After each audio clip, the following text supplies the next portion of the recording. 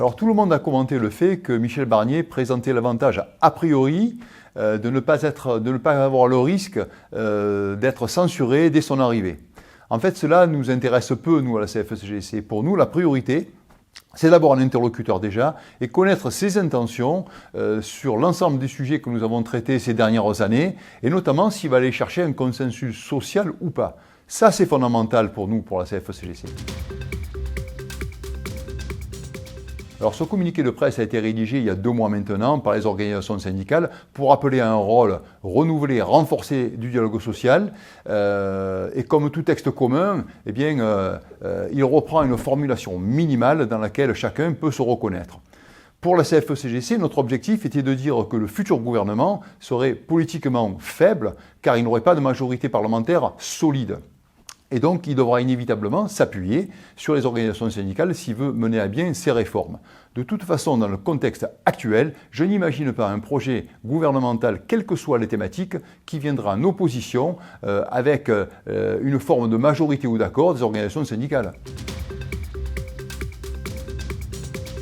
Alors, l'exercice est difficile parce qu'il y a tellement de sujets qui nous tiennent à cœur. Mais si je dois en citer 3, je commencerai inévitablement par la réforme des retraites qui a mobilisé tellement de monde qui était opposé à cette réforme. Et puis, pour la CFE-CGC, cette réforme est toujours pour nous inutile et particulièrement injuste. Ensuite, je citerai l'emploi des seniors. Pour la CFE-CGC, l'emploi des seniors est un sujet prioritaire qui a des enjeux financiers très importants qui se chiffrent en plusieurs dizaines de milliards d'euros pour notre système social.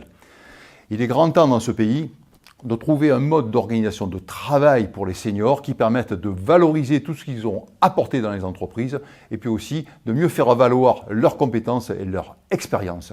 Et aussi, ce qui est important de dire, c'est qu'il faut mettre fin à ces vagues de plans de départ qui n'ont qu'un seul objectif, c'est se débarrasser des seniors sans aucune considération pour tout ce qu'ils ont apporté. Enfin, je citerai salaire et pouvoir d'achat. Et le problème ne se situe pas uniquement au niveau du SMIC, qui lui est indexé sur l'inflation.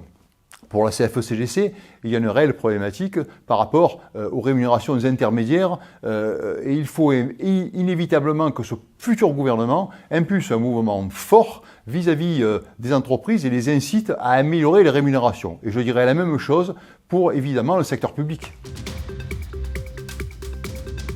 Le Premier ministre vient d'être nommé, le prochain gouvernement, à l'heure où on se parle, n'est pas encore formé, donc la question est un peu prématurée.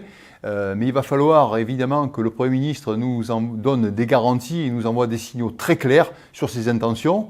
Quoi qu'il en soit, à la CFE-CGC, nous sommes une organisation syndicale sérieuse avec des instances nationales. Nous avons un bureau national, nous avons un comité directeur national où siègent l'ensemble de nos fédérations. Et la question de savoir si nous devons participer ou pas à un mouvement social, eh bien, c'est dans ces instances-là que la décision devra se prendre.